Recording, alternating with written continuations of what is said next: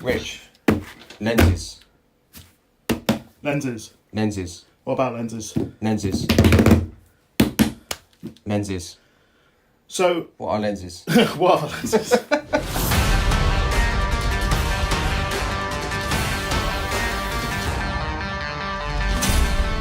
The last year, pretty much everything I've shot from the beginning of time till early this year has been shot mostly on Sigma art glass, which I loved. Homeless Ashes on Sigma lenses. Yeah, so I shot that on the Sigma lenses, and they're very super clean, super clinical, really nice lenses. They're like the go-to for anyone who's definitely new to the game and stuff like that, and they're a great price and stuff like that. So it's strange to kind of change onto something, but I've always been fascinated by anamorphic lenses. That, for those you don't know, it was when cinema needed to be something different from TV, which was the kind of square screens. So they were like, how do we've only got this size negative, like on the film, we can't make the film bigger, so how do we fit more image on that to make it different? So what they did is they got a lens that squashed the image onto the same bit the same bit of negative for the film,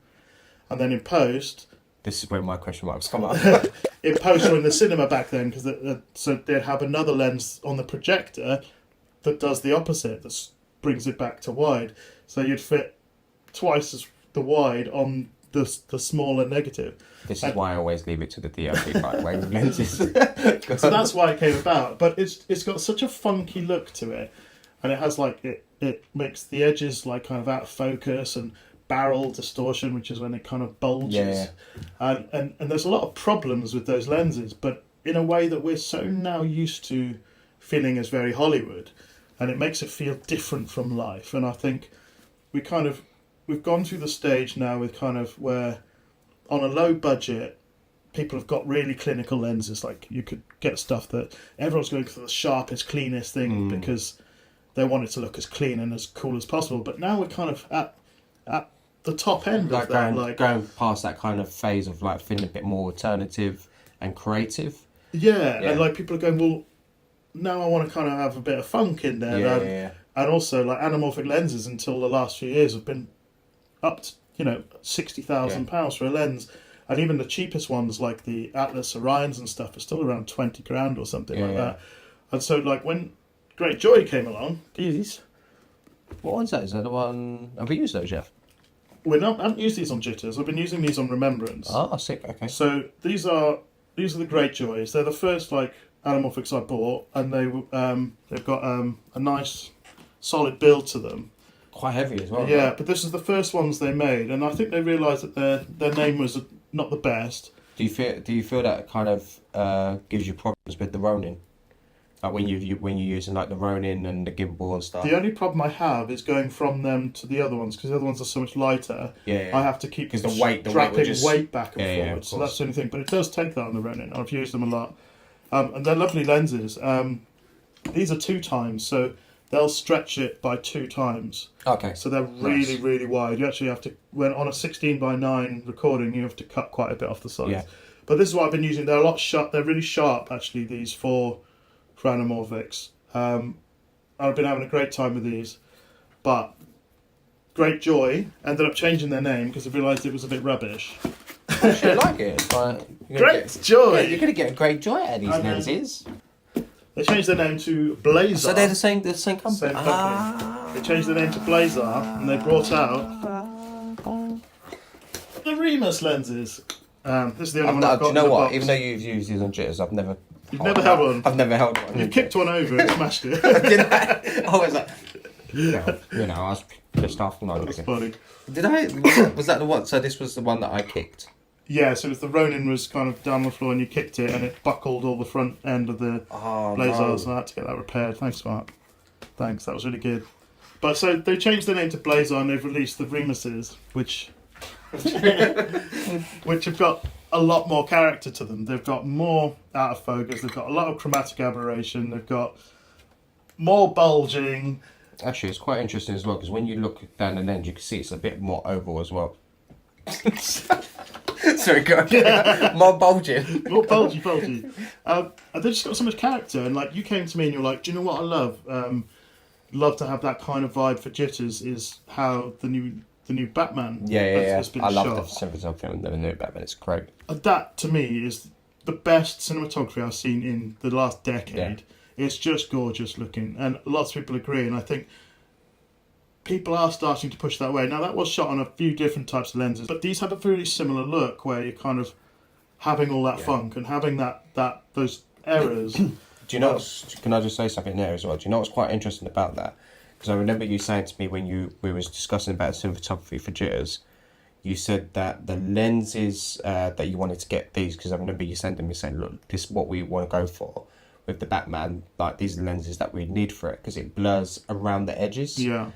And since you've said that, I can't watch a film now without watching the film and seeing some of the edges blurred. And I realised they used it on House of Dragons. I haven't seen that. Yeah, on House of Dragons, I realised, because it's like, they're using the lenses that Blazar or whatever it is, like the ones that are like blurred around the edges. And I was like, great, like this showed me as a director and mainly as a producer that this is in. Like, people are using this. This is popular now. You start to notice it a lot. I've noticed it loads in films at the moment. I went to see the new Quiet Place, the prequel one. Day one, that's it.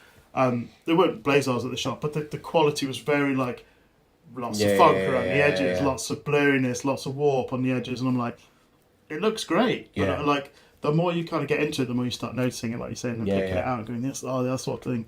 And literally now, like, it's funny because you kind of cotton onto something and go, oh, I've found this. But now, literally, every YouTuber, every flipping thing is using these. Like, I've even seen, there's a guy called 1000, and he runs a drawing channel. Like, he draws and does, like, graffiti stuff and painting. And he uses the same kind and of I saw these on his desk, and I'm like, flipping it. Like, no! They're not even cinematographers. But it's because they're great. I'm always trying to orchestrate the whole film set. So obviously, when you're orchestrating the whole film set with everyone, obviously, I always get invested into people's roles, like especially as a DOP. Like, from the Sigma lenses and this one, like, I have noticed the difference with the flares on the camera as well have been like very different. Like, rather than your very common flares that you'd normally get if you get a flashlight and go past, there's kind of like a nice little ray, like a different kind of ray. If that makes sense. So it's like that's probably the main tell that people know about Anamorphics is you shine a light, it has a streak across the screen, and we have a lot of that in Jitters, especially with the B7C. Like, the light on his head is just straight across the whole screen. I liked it. I thought that was really cool because it kind of created like the world that like we're creating in this void.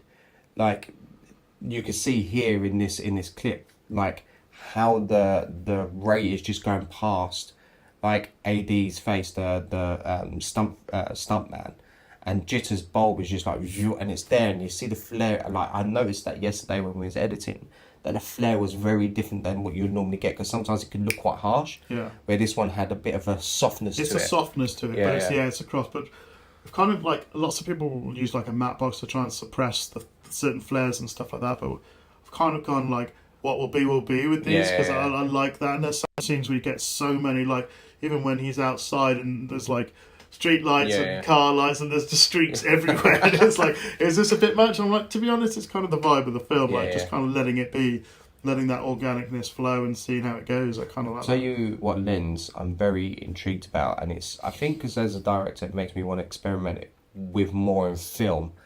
It's because I feel like sometimes, like you said, like, we're kind of shifting into this filmmaking world where we want a bit of that, let's say, creative alternativeness and a bit different. There's these new macro lenses that I want to try, because they're, like, for me as a film director, this is the kind of shots that really you want to capture, like the hairs going up on the skin, and they're very detailed. You can get that now, but like this one is like, I think it's called lower lenses, and it's like I think you can get like the dimples and sweat dripping. Like, that's something that I feel I want to invest in for potentially last resort. They're not that expensive either. Are they not? No, okay, no. So it might be worth just getting those lenses, because just getting that and getting those little details, I think people start to feel like, for me as a director, like, if you could see like the hairs go up on someone's skin, like you start to feel that as a person when you're watching that as well, like what that person, because you've probably experienced it yourself. Yeah. So I think experimenting with all these developed lenses that are coming out, I'm excited to see what comes next as well. I'm buzzed.